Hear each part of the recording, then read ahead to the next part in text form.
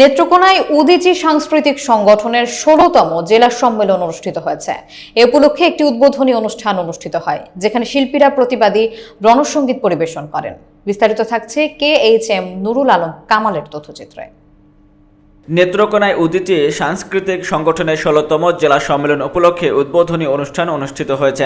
শনিবার বেলা 11:30টায় শহরের ছোট বাজারের কেন্দ্রীয় শহীদ মিনার প্রাঙ্গণে এই অনুষ্ঠানটি আয়োজন করা হয়।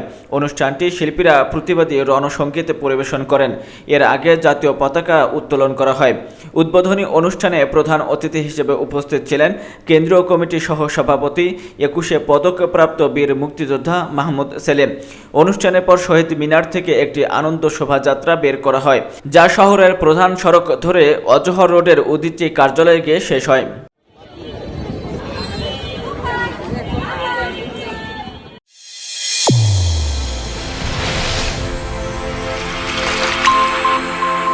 চ্যানেল A1 হৃদয়ের স্পন্দন।